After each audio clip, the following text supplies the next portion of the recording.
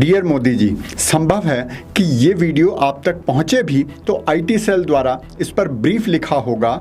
ये क्रिएटर भी वैसा ही गद्दार है जैसा अयोध्या अमेठी का हिंदू। एक ने भाजपा को हरा दिया और एक 10 साल तक आपकी तारीफ करने के बाद एक छोटी सी सीट हारने पर ज्ञान पेल रहा है। लेकिन ये खुला पत्र, हिंदी में बोले तो ओपन लेटर, हर उस व्यक्ति के लिए है जो इस प्रश्न का उत्तर ढूंढ रहा है कि श्री राम जन्मभूमि मंदिर बनाकर भी अयोध्या और यूपी का हिंदू यदि भाजपा को वोट ना दे तो क्या वो हिंदू गद्दार है या फिर ये योगी का चमत्कार है। काल करे सो आज कर, आज करे सो अब, पल में परलय होएगी, वीडियो लाइक करेगा कब।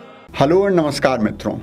ऐसा नहीं है कि ये विश्लेषण बाबा इसलिए कर रहा है क्योंकि मौका है, सब भाजपा को रेल रहे हैं, मैं भी बहती गंगा में हाथ धो लेता हूँ। ये टाइमिंग इसलिए है क्योंकि इस समय राजनेता सबसे ज्यादा रिसेप्टिव होते हैं, सबसे ज्यादा जनता की बात सुनते हैं। अयोध्या में जो हुआ, अमेठी में जो हुआ, रायबरेली में जो हुआ, वो शायद एक झलक है कि अब की बार 400 पार का सपना क्यों पूरा नहीं हो पाया। डियर मोदी जी, आपको बता दें कि ये सपना केवल भाजपा नेताओं या कार्यकर्ताओं का नहीं था, बाबा जैसे लाखों करोड़ों हिंदुओं का था जो धारा 370 और श्री राम मंदिर जैसे आपके कार्यों के कारण कृतज्ञ थे। आपके आईटी सेल और आपके कार्यकर्ताओं जैसा पुरुषार्थ या संघर्ष तो उन्होंने नहीं किया होगा, लेकिन गिलहरी योगदान देने की कोशिश की 400 पार के लिए। ये तमाचा होता उस राजघराने के मुंह पर जो भगवान राम को काल्पनिक बताता था। ये तमाचा होता उन घरानों पर जो कहते थे 370 हटते ही कश्मीर भारत का हिस्सा नहीं रहेगा। ये तमाचा होता उस राजनीतिक विरासत पर जिसके हाथ कारसेवकों के खून से रंगे थे। लेकिन ये हिंदू आज गाली खा रहे हैं, केवल आईटी सेल से नहीं, अन्य हिंदुओं से भी, कि हिंदू कृपा करने लायक ही नहीं है, एहसान फरामोश है। ऐसे हजारों कमेंट्स हैं, लेकिन दो आपके संज्ञान में ला रहा हूं। एक का कहना है, there is a reason why we can never be Hindu Rashtra, Ayodhya betrayed you Ram ji. कोई कारण है जो हम कभी हिंदू राष्ट्र नहीं बन सकते, अयोध्या ने आपको धोखा दिया राम जी।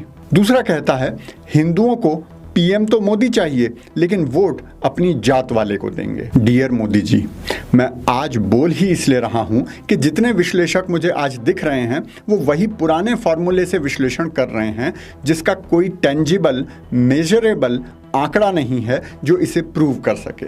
बस अनुमान लगा रहे हैं और फॉर्मूले में इक्वेशन फिट कर रहे हैं। अगर जातिवाद ही था तो 2014 में यूपी ने 70 सीट कैसे दे दी? तब तो बीएसपी भी बड़ा फैक्टर थी। अगर हिंदुओं को मोदी नहीं चाहिए था तो 2019 में 64 सीटें कैसे दे दी? तब तो सपा और बसपा भी साथ थे।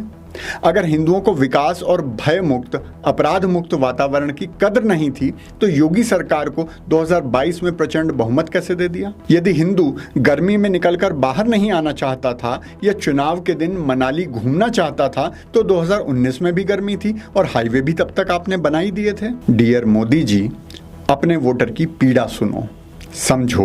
वो जाति पर भी वोट करता है, गर्मी में आलस भी करता है, फ्री के लालच में भी वोट करता है, लेकिन तब जब उसके सामने कोई ऐसा मोटिवेशन, ऐसी प्रेरणा ना हो जो उसे इन सब मुद्दों से ऊपर उठकर वोट करने के लिए प्रेरित कर सके। विश्वास नहीं होता तो दिल्ली की जनता को ही देख लो। हर लोकसभा चुनाव में आपको 7 की 60 सीटें सौंपते हैं, चाहे विधानसभा में फ्री बिजली पानी पर बहक जाएं। मोदी जी, बस ऐसा ही एक रीजन चाहिए होता है जो उसके लालच, उसके आलस, उसकी कास्ट आइडेंटिटी जैसे रीजंस से बड़ा हो जाए, वो बाहर निकल कर आए और सही बटन दबाए। और एक रीजन ही होता है जो वोटर को घर बैठाने या गलत बटन दबाने पर मजबूर कर देता है, और वो होता है न्याय। जो लोग कह रहे हैं कि करोड़ों अरबों के व्यापार अयोध्या में आने, जमीन का रेट 100 गुना बढ़ जाने, लाखों रोजगार पैदा हो जाने पर भी अयोध्या के लोग भाजपा को कैसे हरा सकते हैं, क्या किसी ने जानने की कोशिश की है कि उन्हें न्याय मिला है या नहीं? और मिलना एक बात है, क्या उन्हें लगता है उन्हें न्याय मिला है? अयोध्या में जो दिल्ली मुंबई की गति का विकास हुआ है उसमें क्या अयोध्या के लोगों को बराबरी की भागीदारी मिली है? देखिए, किसी की कमाई 10 रुपए से 9 रुपए रह जाए तो वो एक बार को आपको वोट दे देगा, लेकिन अगर किसी की 10 की कमाई 12 हुई और किसी दूसरे की 10 से 100, तो 12 वाला 2 रुपए से खुश नहीं होता, पर उस परसीव्ड अन्याय से दुखी होगा। और जब उसे लगता है उसके साथ अन्याय हुआ है, तब वो अपनी जाति की ओर देखता है, नेता की ओर देखता है, टिकट बंटवारे की ओर देखता है और सामूहिक अन्याय को महसूस करता है। यूपी में यही हुआ है। यूपी के लोग योगी पर बहुत विश्वास करने लगे हैं। जब वो देखता है कि योगी के बताए लोगों को टिकट नहीं मिले हैं, तो उसे लगता है कि केंद्र में बहुमत थोड़ा ज्यादा भी आ जाएगा तो मेरे समाज का, मेरी जाति का और मेरे नेता का क्या लाभ। मोदी जी, आपके अनुसार ये छोटी सोच हो सकती है, देश के लिए घातक हो सकती है, लेकिन उस एक वोटर की दृष्टि से देखिए ना, उसके पास तो ये एक ही हथियार है जिससे वो अपनी उपस्थिति भी दिल्ली में दर्ज करा सकता है। ये बता सकता है कि वो जिंदा है, उसके समर्थन को ग्रांटेड ना लिया जाए। वरना वोट तो उसने 2014, 2017, 2019, 2022 हर बार आंख बंद करके दिया है।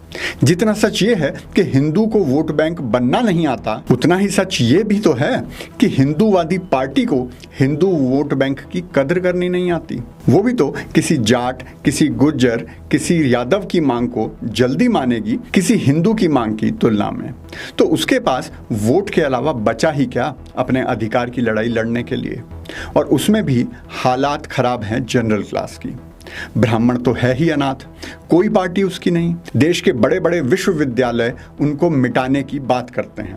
किसी ब्राह्मण पर अत्याचार हो जाता है तो नोएडा मीडिया से लेकर नेता लोग ऐसे मुंह मोड़ लेते हैं जैसे ये देश के नागरिक हैं ही नहीं। एक उप मुख्यमंत्री की लॉलीपॉप है जो थमा दी जाती है। ध्यान दीजिएगा, फैजाबाद में 55,000 का मार्जिन है समाजवादी और बीजेपी के बीच में, और बसपा के कैंडिडेट को 46,000 वोट मिले हैं, जिनका नाम है सच्चिदानंद पांडे। सोचिए, बसपा ने ब्राह्मण को टिकट क्यों दिया होगा। यूपी के 19% ब्राह्मण को अछूत मानना बंद करना होगा। ठाकुर कंफ्यूज हैं।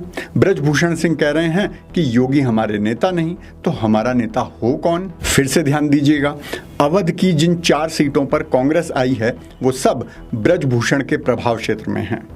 और जब वो हिंदू की तरह सोचता है तो उसे दिखता है कि कन्हैया लाल के मरने पर कोई बयान नहीं आता, लेकिन 2 साल बाद चुनाव में बयान आ जाता है।